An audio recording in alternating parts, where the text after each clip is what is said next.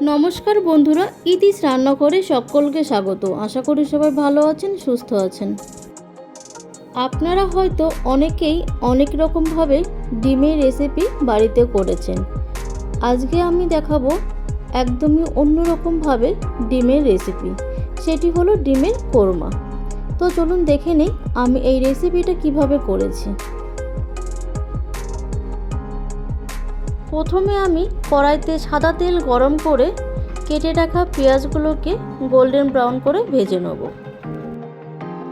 আমি এখানে পেঁয়াজগুলো ফ্রাই করার সময় গ্যাসের ফ্লেমটাকে লো টু মিডিয়ামে রেখেছিলাম, কেননা যদি এটাকে হাই ফ্লেমে ফ্রাই করি তাহলে পেঁয়াজের একটা দিকে বেশি ফ্রাই হয়ে যাবে, অন্যদিকে ঠিকঠাক ফ্রাই হবে না। এখানে আমি সিদ্ধ করে রাখা ডিমগুলোকে একটি ছুরির সাহায্যে কেটে কেটে দেবো, যাতে এর ভেতরে মশলাগুলো ঢোকে। ডিমের কোরমার এই রেসিপিটা আপনারা চাইলে কিন্তু হোয়াইট গ্রেভিও করতে পারেন। আমি যেহেতু রেড গ্রেভি করেছি, তো তার জন্য পেঁয়াজগুলোকে একটু ডিপ ফ্রাই করেছি। আপনারা কিন্তু এখানে বাদামি কালার করে ভেজে নেবেন হোয়াইট গ্রেভির জন্য। অন্যদিকে পেঁয়াজগুলো ফ্রাই করা হয়ে গেছে, এবার তেল ঝরিয়ে তুলে আমি এগুলোকে ঠান্ডা করতে দেবো।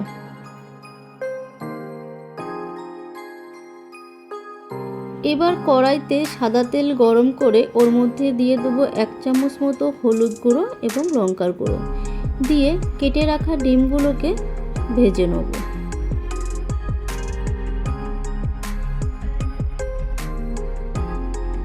এই রেসিপিটা করবার জন্য আমি কিন্তু ডিমগুলোকে একটু লাল লাল করেই ভেজে নিয়েছিলাম। এবারে পেঁয়াজ ভেজে নেওয়া ওই তেলের মধ্যে দিয়ে দেবো একটুখানি বাটার। তেল আর বাটার একসঙ্গে মিশিয়ে নিয়ে ফোড়নে দিয়ে দেবো শুকনো লঙ্কা, দারচিনি, এলাচ, সামরিচ, জয়িত্রী। এই সবগুলোকে একসঙ্গে একটুখানি ভেজে নেব। ফোড়নগুলো ভাজা হয়ে গেলে ওর মধ্যে দিয়ে দেবো আদা ও রসুনের পেস্ট। আদা রসুন পেস্টকে একটু তেলের মধ্যে খুব ভালোভাবে ভেজে নেব। আদা ও রসুনকে তেলে দিয়ে কন্টিনিউ নেড়ে চেড়ে দিতে হবে, যেন এর কাঁচা গন্ধ না থাকে আর যেন জমাট না বাঁধে।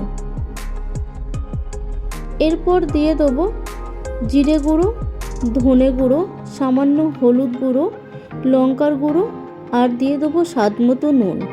সব কিছু দেওয়া হয়ে গেলে আবার আদা রসুন পেস্টের সঙ্গে খুব ভালোভাবে মিশিয়ে নেব।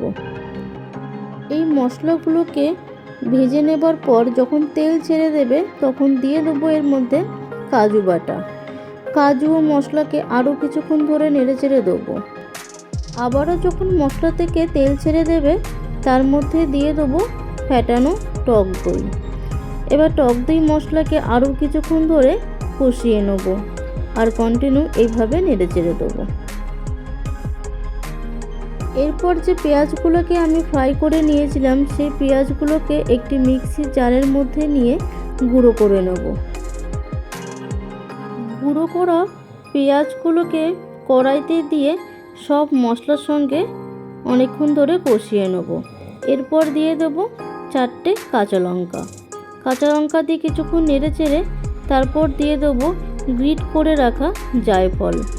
আবারও সব কিছু একসঙ্গে মিশিয়ে নেব। দেখো সুন্দর একটি কালার এসেছে আর তেলও ছেড়ে দিয়েছে। এর মধ্যে দিয়ে দেবো এবারে ভেজে রাখা ডিম। ডিম দিয়ে মশলার সঙ্গে আবারও কিছুক্ষণ ধরে কষিয়ে নেব। কিছুক্ষণ কষিয়ে নেবার পর তার মধ্যে দিয়ে দেবো জল। জল দিয়ে এইভাবেই আমি 5 থেকে 7 মিনিট মিডিয়াম ফ্লেমে রান্না করব।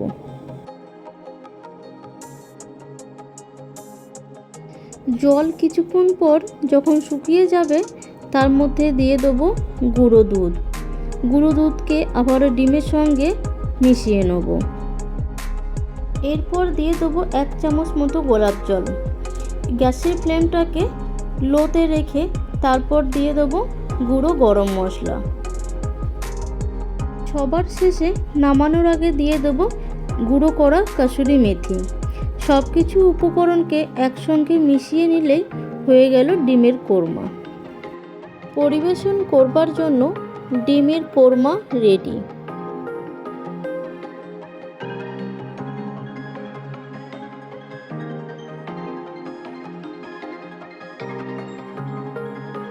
আমার এই রেসিপিটা যদি আপনাদের ভালো লেগে থাকে অবশ্যই কমেন্টে জানাবেন, ভিডিওটিতে লাইক এবং চ্যানেলটিকে সাবস্ক্রাইব করবেন।